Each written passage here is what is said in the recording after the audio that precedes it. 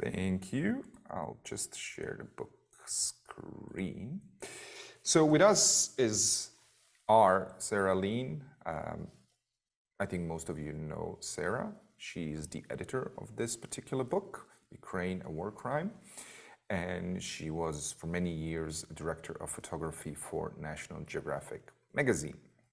And also Svetlana, who's also a publisher and one of the two main people in the FotoEvidence organization. And welcome, Svetlana, welcome, Sarah. Thank you. Thank you.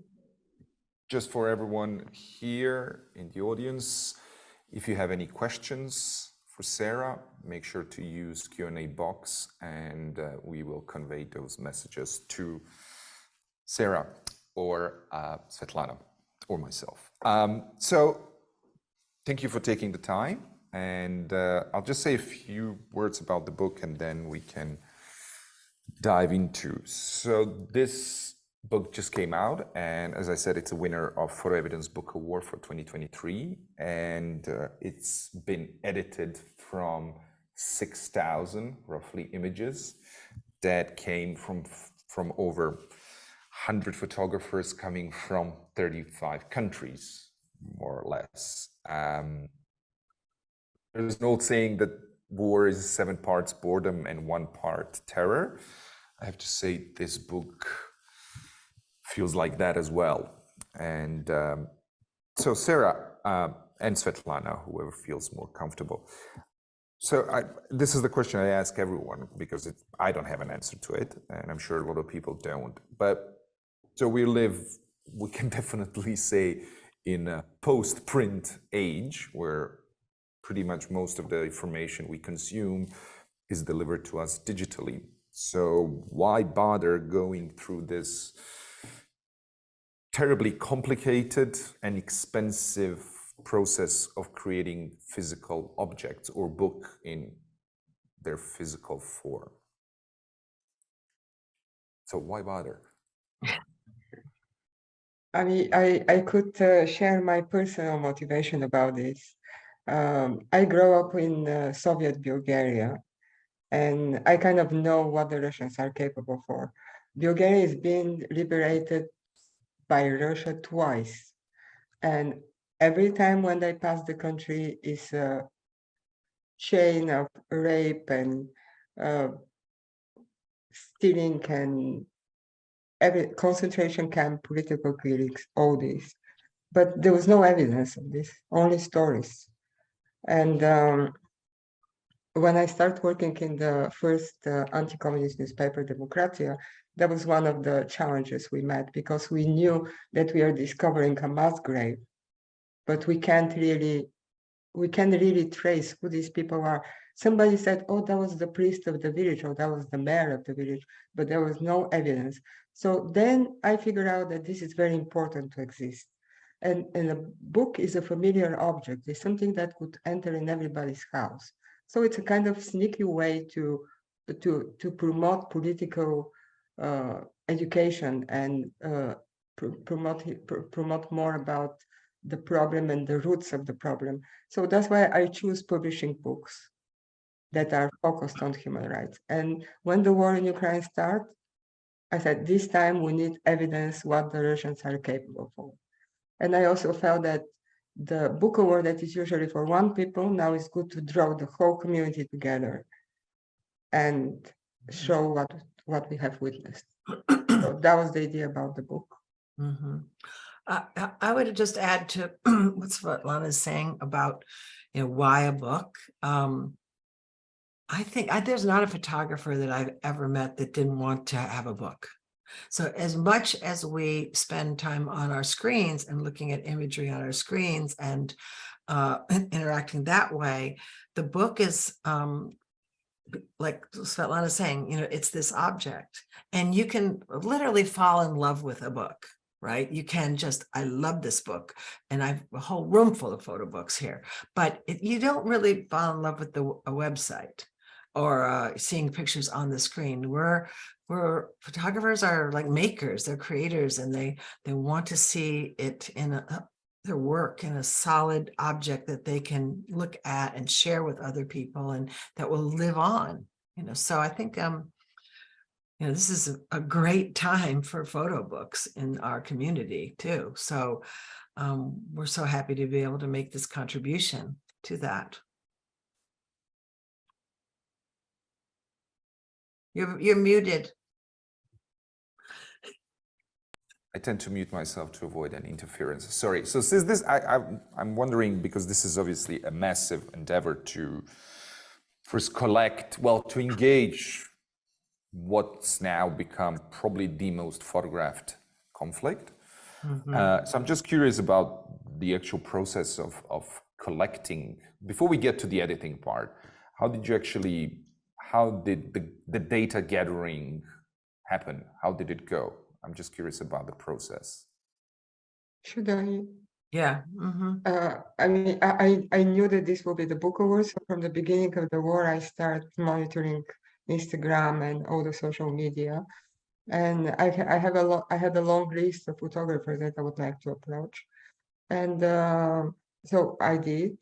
I believe Sarah did pretty much the same. Yeah. And we also had open call for everyone else to submit their work.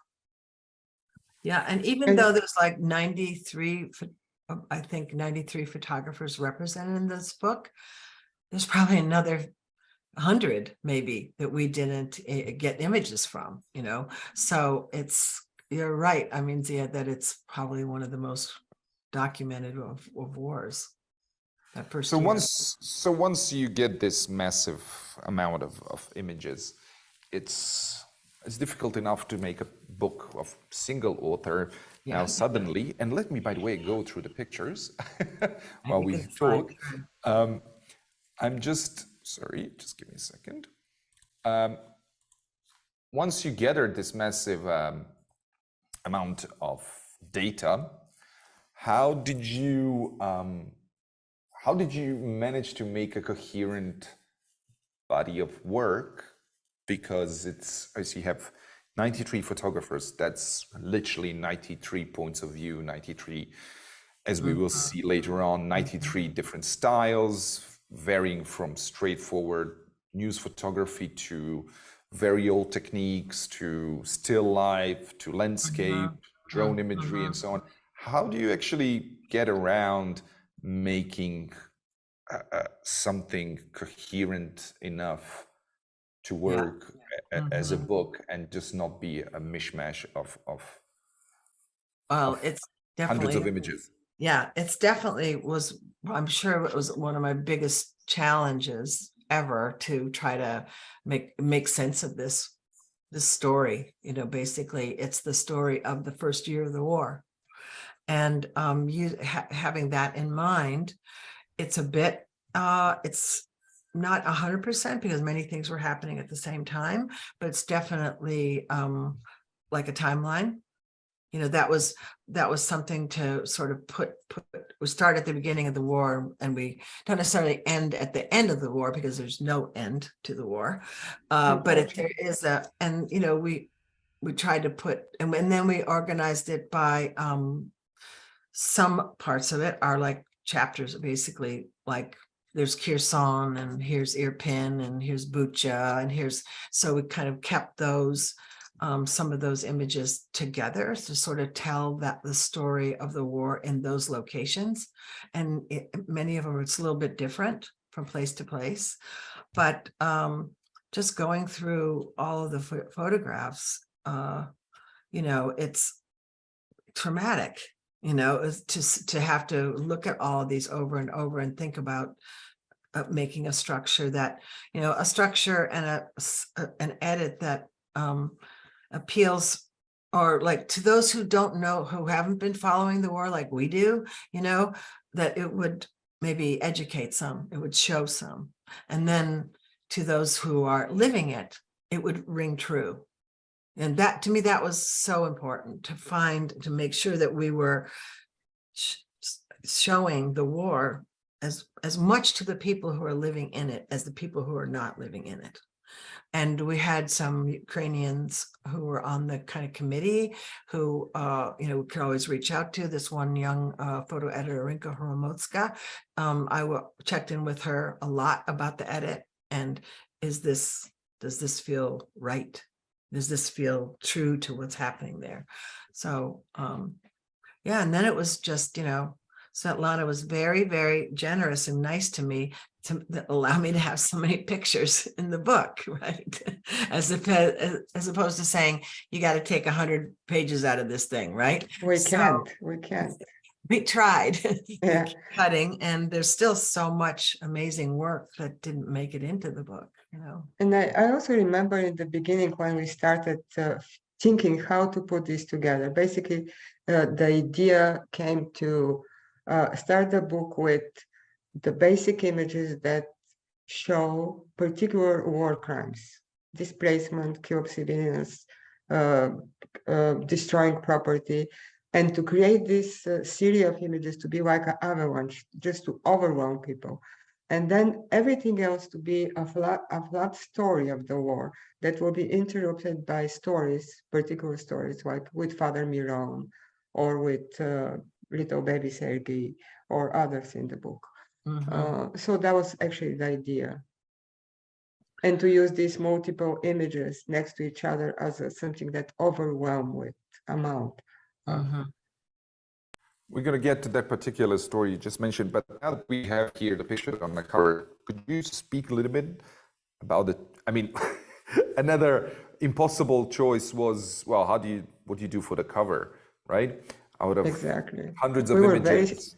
We had this great designer, designer of the book, Fernanda Fajardo, and her husband, João Lineo.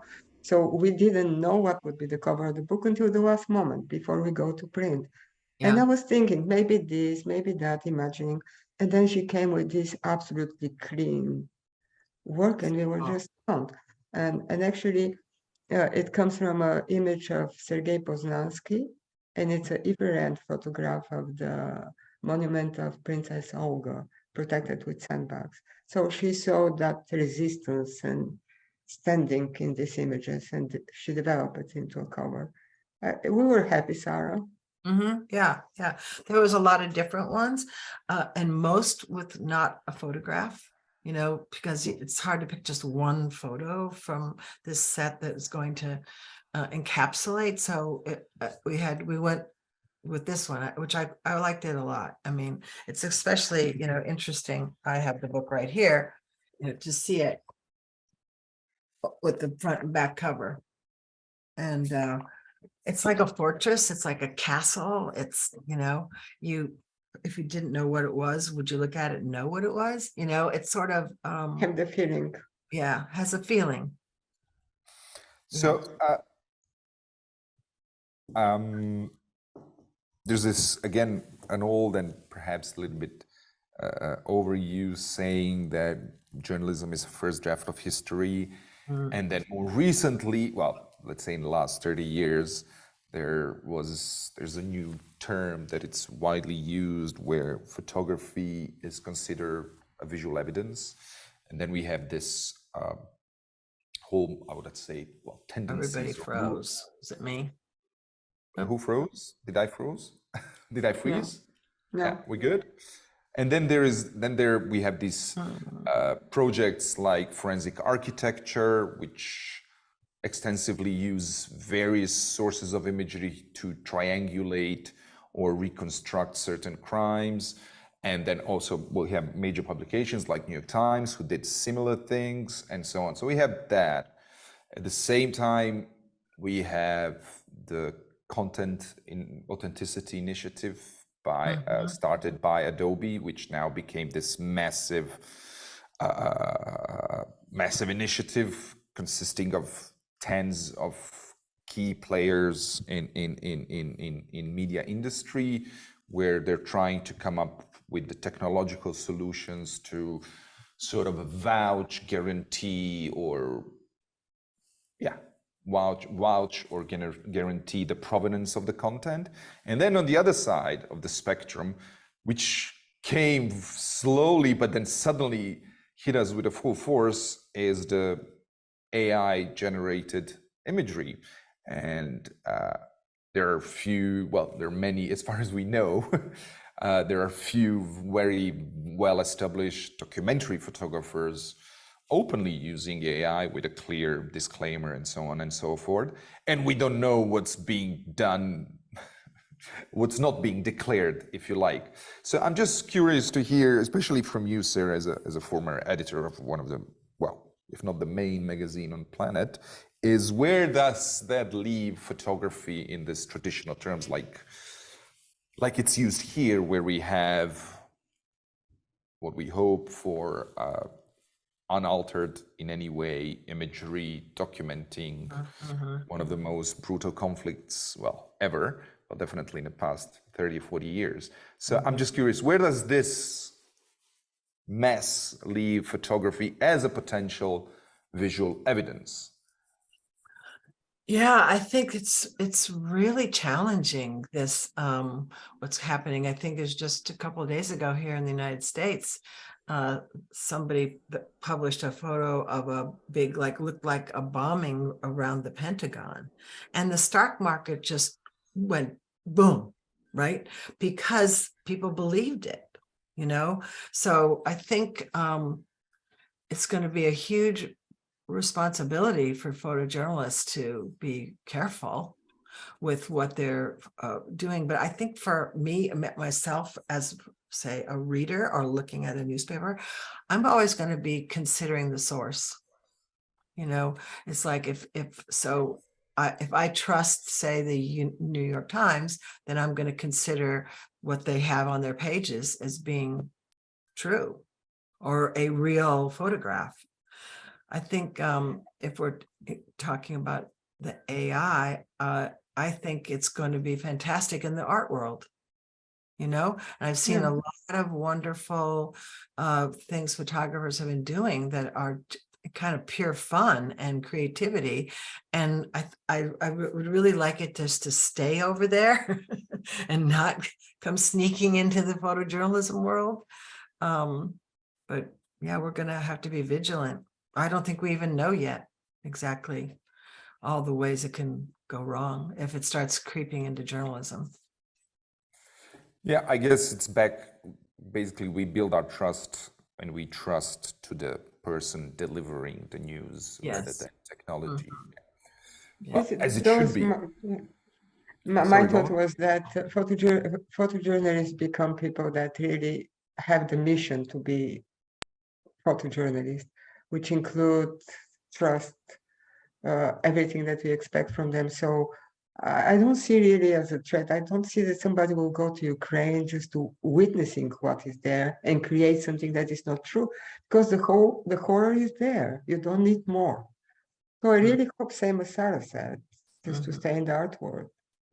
But just to be a devil's advocate, the problem is you don't have to go to Ukraine to create something. You're right. That's true. That's one. And then when I'm looking to some of the photographers I admired at some point using it, it's also a little bit of a dream coming true for photographers, because by default, we miss 90% of the things we want to photograph, right? So suddenly we have this tool to actually create a photograph we always wanted to create, right? So it's really like a child. Tempting. Yeah, it's incredibly tempting, and I totally get it. It's just it's incredibly troubling, and I think it's already upon us. It's just a question of when it's going to, as you just mentioned, someone just lost millions. Some retirement fund just failed because of because some of AI image. Exactly. Right. So and I then, think it's, but there's been a lot in the past 10 years, maybe even more, of Photoshop manipulation that has been put out as real.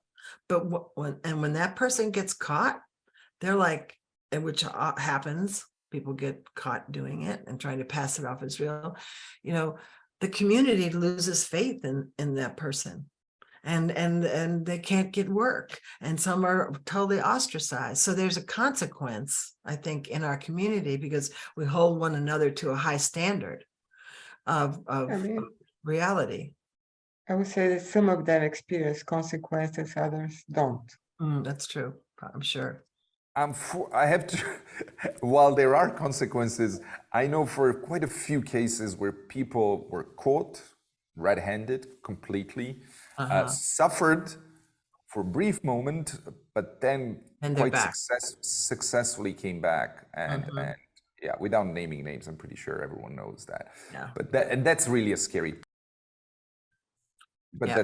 that's a different conversation. Now, one of the first things that struck me when I looked through this book is that it's incredibly brutal, and the war is brutal. And I grew up in war, and then I covered wars, so I know a little bit about brutality. But so, and then there's this old conversation. There's a lot of old conversations going around when it comes to photography, but one of those is that if we oversaturate the space with images of atrocity, with graphic images of atrocities, do the audience become desensitized to the imagery, and thus beats the purpose of us putting out that imagery? So what do you do? Does it happen? What's your take on that? I think it's possible that can happen. I mean, you see something over and over, but I also think even another risk about showing violence and conflict and the what happens to humans caught up in this is that people will turn away and just not look at all, you know. So, and I almost feel like that's a bigger risk to me, because then there's just thinking, oh, I don't want to see that, right? But I think that there's so many photographs that have been taken of something terrible that has made a difference, you know, and that has moved the dial in one direction or the other. Once people may say, we hope they may say, we've had enough, let's stop this, right? I think that we talked about this a lot when we were putting the book together, Svetlana and I, and with some of the other sort of advisors we had, like Dmitry Yarnich and others. We talked about like how far to go, and we didn't go all the way as far as we could have gone. There's a lot of images that we didn't use, and specifically for, well, you know, maybe this is a step too far. You know, we want people to look at it and not turn away, but we also don't want to sanitize what's happening there. The civilian toll is enormous. That's just the civilians, not to mention the soldiers too. So I think that we decided this book because we wanted it to be evidence that it has to have it. It has to have it.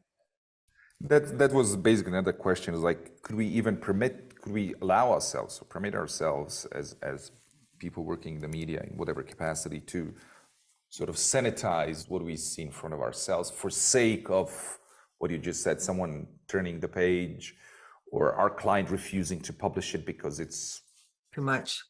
Yeah. So, I mean, can we even, I mean, you worked for so many years as an editor, so how does that work? Like this balance between sanitized Aestheticizing. and brutal, honest truth. Yeah, I think it's, you know, we worked hard, and I hope we did achieve enough of a balance, you know, between the resilience of the people and what they're living under, as well as this, you know, the destruction and the death and the displacement. So trying to, because they're simultaneous, these things are happening. There's the drama and the tragedy of the violence and destruction, and as well as people are living their lives and they're taking care of their children, or they're, while this is happening. And that was a real very much top of mind, I think, all that when we were working on this book and trying to get that balance right. Svetlana, what do you say?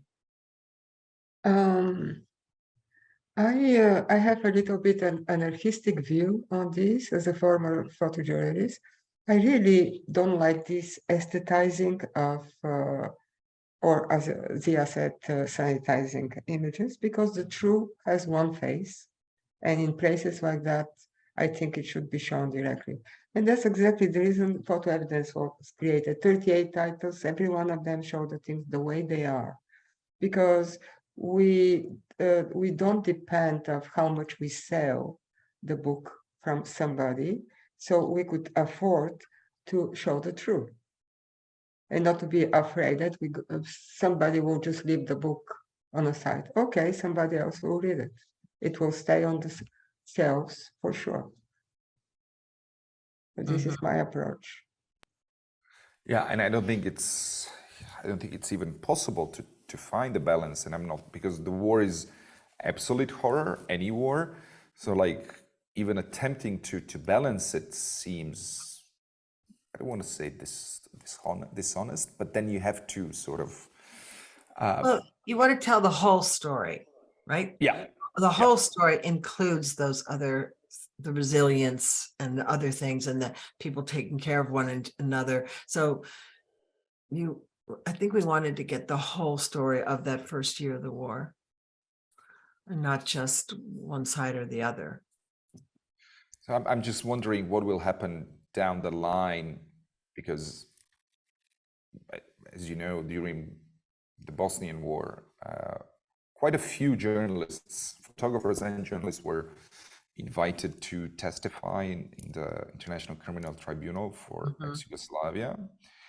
And also their imagery, I think also Ron Habib's pictures are here, and his imagery was used as an evidence. So I'm just curious if this will ever happen, given the stakeholders in this conflict. This is the particular story that you mentioned briefly, Svetlana, about Father Miron, which might sort of illuminate what I was just trying to say about the potential importance of photographs as a visual evidence. So while I go through I think it's too small for people to read this text, but you might want to sort of guide us through. I don't know if it's Svetlana or Sarah, Maybe Sarah, if you like. Yeah. Okay, so this work was done by Christopher Occhioni. He's lived in Kyiv, I think, for 8 or 9 or 10 years, and works as a photographer. And he had gone to Bucha, but with some other journalists after the massacre there, and people in the villages were taking him around and showing, here's where mass graves are, and here's another body, and etc. And one of in that first pairing of pictures, he took the picture on the left, and there was no identification or anything on this person, so there was no knowing who they were. And the body was taken to the morgue, and later he got contacted by was it this man's, Father Miron's nephew? His son, Volodymyr. Because they were looking for him. And they asked Christopher to go to the morgue to help identify the body. And so he went with them. Then they knew, after they saw Christopher's picture, that he has deceased, but now they wanted to try to find them. And so he went with them to and they found the body so that they could take it and bury him. And this is just a selection of the images of that whole process. And it turns out that Father Miron is just the priest of the village, and he was shot just like that. Yeah. No reason. Yeah, that's right. Yeah, it doesn't look like just a simple casualty of war, at least based on that picture. So we had, and Bucha was a very specific war crime of all the ones that I looked at. And what happened in that village was just a huge tragedy. And a lot of photographers came and photographed at these same locations. So we had it from multiple viewpoints as well. But we used mostly Daniel Berhulak and Svet Jacqueline's work. There's most of the work about Bucha and also Paula Bronstein. And I think it's definitely one that has a lot of a sense of the evidence and what happened. Did the book already reach Ukraine in its physical form? I'm just curious. Not yet. Not Not yet. yet. But I'm sure book- people have seen the PDFs. I'm just curious about eventual I- feedback from actually- Ukrainians. I have two feedbacks from Ukrainian people. When I was in the ICP fair, book fair, a man came and went straight to the book. And it was obviously that he's from this part of the world with blue eyes. I kind of could feel. And he looked the book, he closed it, he became red, white. He went out back a few times. And then he came and said, "Thank you for writing the history of my country." That was one.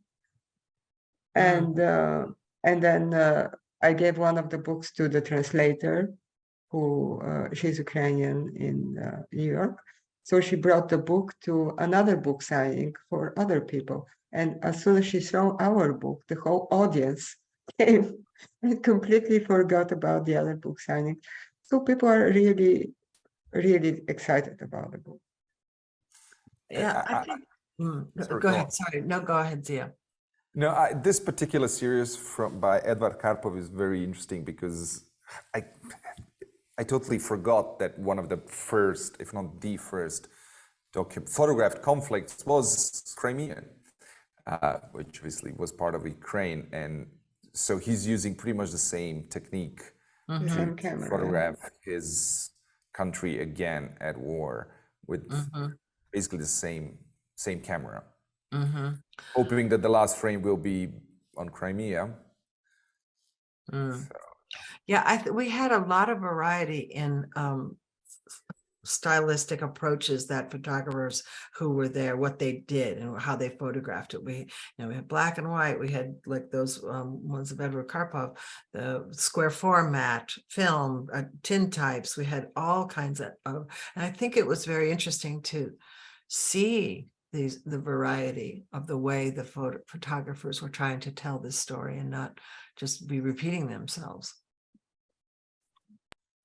Because a lot of text, well, pretty much all of the text is written by photographers, right? Yeah. I'm just curious, in the conversation you had with them, because I had a conversation with my colleagues there. So I'm just wondering if there was ever, if in those conversations you ever spoke about the excess that journalists have in this particular conflict. So obviously from the Russian side, there's barely anything, and whatever it is, it's clearly in a very old Soviet way censored and organized. I'm just curious, was there any particular or interesting feedback when it comes to access from Ukrainian side? Because Ukrainians are also exercising certain limits to the access and things that can be seen, shown, and so on. So I'm just curious if anything like that came across in the conversations you had.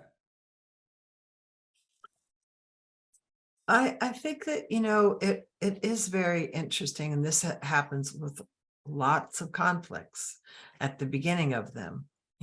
Everybody runs in that direction and starts photographing. The Ukrainians who are in this book, and lots of others that are not in this book, the photographers, they don't have the luxury of going home. They are home, so their viewpoints I find especially important for this book, and the words that they tell in their own writing, in their own words. I like this story about Mariupol by Evgeny Maletka, just won the World Press Photo picture of the year for this photo. And But Pulitzer.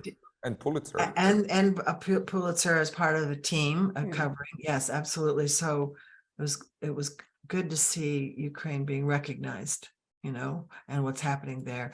The problem is, you know, what happens next year? You know, do we just forget about it like we forget about so many things? How do the war is still going, very much so, in a very intense way right now.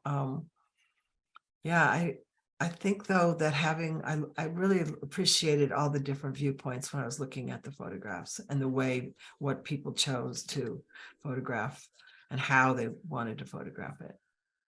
I think it's if we look at the history, for example, compared to Balkans, like majority of pictures we know from the Balkans in the 90s, at least the key pictures were taken by the foreigners. So with all due respect, and they're amazing imagery. And whereas here, well, in this book, if you look at it, some of the most important images, and now you just mentioned Pulitzer this year, World Press, and so on. Last year, Visa pour l'Image, and so on. But you basically all the principal awards and recognition went to Ukrainian photographers. I think that's incredibly important, and it well, for two reasons. Obviously, they have great photographers, but also they had access to outside world and distribution, and finally got recognized. I think that's, for me personally, that's incredibly important for photography, because it gives, I know it's a terrible thing to say while we look at these pictures, but it really encourages people who are on site, whatever that be, Philippines, Pakistan, India, whatever, that their work will be recognized as well eventually. I think that's really, and this book also is a great homage, because there's I don't know in percentages, a big part of this book are photographs done by Ukrainian photographers. And also you mentioned this particular picture, Sarah, by Heidi Levine. Svetlana. Well, this story, Svetlana, you mentioned it. What, can you just guide us through it? Yeah, it's an image of little baby Sergei. And Heidi Levine tells in her text that as a war photographer with huge experience covering war after war, this is the most tragic image she ever had to take of the youngest victim she ever saw. It's just a few days baby, 48 hours baby, that was nursed by his mother. The mother went to the other room, and a rocket struck the room with the baby, so the baby died. So that is the story. Yeah, I think that also, you know, an interesting conversation I'd hope to see somewhere, and maybe you guys will do it, is what the photographers, you know, as an editor, you know, I had to look at all these pictures. I had to determine, you know, what to keep and what to let go. And a lot of it is, as you can see, it's very traumatic, and it's hard to look at some of these photos and read their stories. But I could always say, I'm stopping. I'm going to go get a cup of coffee, or it's time for a glass of wine. I cannot do this any longer today, right? But the photographers who were there, especially the Ukrainian photographers who are there, you know, there's no walking away from it, you know, and that impact on all of them. So all 93 of these photographers, what they experienced and what they saw, you know, and how you process that. And Ziyah, you've been in the midst of that yourself. So it's what's that drive that keeps you going, you know, at the end of the day, and get up and be able to do it again the next day. It's interesting that from the Ukrainian photographers presented in the book, 3 of them declare in their text that they are not war photographers. Yeah. That they're just art photographers, but the circumstances put them in a situation that they have to grab the camera and document. Yeah. They felt they had to. Well, as you said, they don't, as you mentioned it, they don't really have a choice, right? I mean, yes, they do have a choice. You always have some sort of choice. You always have a choice. But as a creative people with cameras, kind of the choice is obvious. You're gonna do what you can do. So yeah. So you mentioned, I saw somewhere that you sort of left the last chapter. Are you thinking of a part 2? I know it's a terrible thing to even consider, but are you like considering, because this, unfortunately, there's no end in sight for of this war. So I just wonder, are you thinking of a next iteration of this book, new edit or something? I'm just curious. Or we are looking for finances to support potentially the production of a second book. right. And if that came to fruition, we'll be more than happy to continue. We are missing the book, Got it. working on the book. Absolutely. And it kept, it kept, as we're even in production and everything with the book, Svetlana would be sending me an email. Did you see this? And then I would say, oh, can we get it? Do we have time to put it in? So because I think the last few images we got were from Bakhmut, but earlier, not this current siege, a bit earlier, but they were gearing up for that, and that was probably March, maybe. March. I think that Just probably 2 weeks before we went to print. we've got a couple more that we put in. Yeah. I think to just, because it's not stopping now. So just for the people here, where currently they can get the book in terms of the distribution and purchase, they can go on FotoEvidence site and just order it there, or Yeah, Amazon? they could do this. The book is still in transition to Europe and to the US. So right now it's reserving a copy. It will be shipped in July. Got it.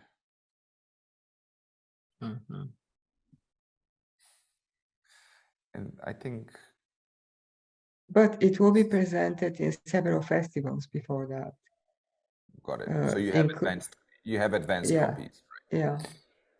And I think it's appropriate to mention that Ukraine, for now already second year, is the deadliest place to work as a journalist. And one of those journalists that was, what's apparent, has been executed by the Russians was Max Leen, and this is his quote.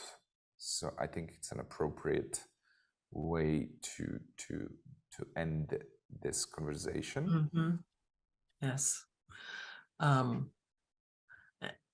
We got photographs from his estate of his own that are in the book. There's several of his pictures that are in the book.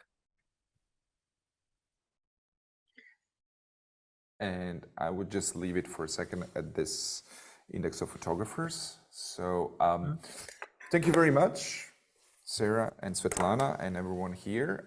Make sure to check out the FotoEvidence website if you want to get this seminal body of work on a terrible story.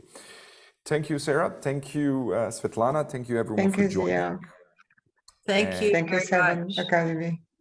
I just want to, I'm not going to read, but there's a ton of comments coming in, but I'm just going to read one. Grueling images, to say the very least, but bravo to you, ladies. An amazing piece of work. Good luck and thank you. So there was one question. I don't know, Svetlana, if you could answer this one question. I see. Oh, sorry, I missed it. I'm gonna read it for you. It's the question from Elizabeth, and she's asking, is there any way that people in Russia will see this book? Yes, of course. One of the plans is the book to be distributed in Russian schools. It's something that we are working on. Of course, it wouldn't happen now, but in some point it will be, we have copies preserved for this. Got it. Great, Brilliant. thank you. And just to ask one last question, one last round of questions. If anyone has any questions, feel free to ask in the Q&A box. And okay, good. Well, thank you everyone again, and hope to see you soon, and good luck with the future life of the book. Thank Take you. care. Yeah. Thank you, Bye Seven. bye. Thank you, Bye-bye. Seven. Thank you very Bye-bye. much.